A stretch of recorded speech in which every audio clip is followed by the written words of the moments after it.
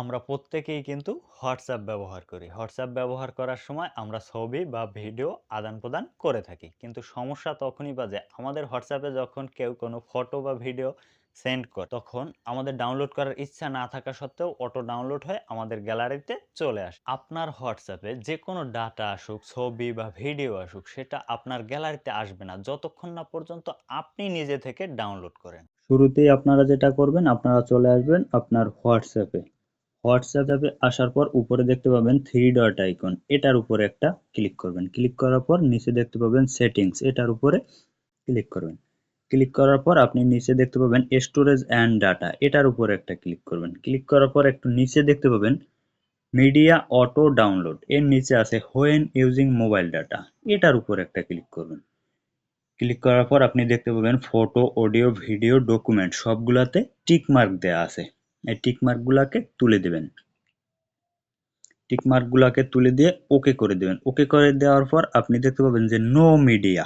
এখন আপনার ফোনে যদি মোবাইল ডাটা ইউজ করেন, তখন আপনার ফটো, অডিও, ভিডিও কোনো কিছু আর ডাউনলোড হবে না। এরপর নিচে দেখেন হোয়েন কানেক্টেড অন ওয়াইফাই, এটার উপরে একটা ক্লিক করবেন। ক্লিক করার পর আপনি দেখতে পাবেন ফটো, অডিও, ভিডিও সবগুলাতেই টিক মার্ক দেওয়া আছে। এই টিক মার্ক গুলাকে তুলে দিবেন। তুলে দেওয়ার পর আপনি ওকে করে দিবেন। ওকে করে দেওয়ার পর আপনি যদি কোনো সময় ওয়াইফাই কানেক্টেড হন, ওয়াইফাই ইউজ করেন, তখন আপনার কোনো ফটো, অডিও, ভিডিও আপনার ফোনে আর ডাউনলোড হোয়াটসঅ্যাপ থেকে হবে না। তারপর দেখেন হোয়েন রোমিং, এটা এখানে দেয়া আছে হোয়েন রোমিং, এখানে দেয়া আছে ফটো আর ভিডিও, এই দুইটাকেও আমি টিকমার্ক তুলে দিলাম। তুলে দিয়ে ওকে করে দিবেন।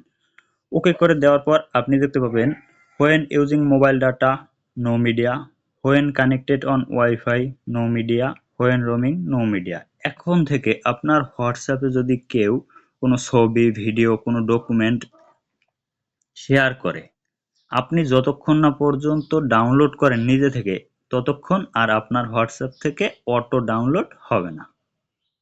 ভিডিওটি যদি আপনার উপকারে আসে, ভিডিওতে একটি লাইক দিয়ে টেক টিউন অর্জুন চ্যানেলটি সাবস্ক্রাইব করে আমাদের সাথেই থাকুন।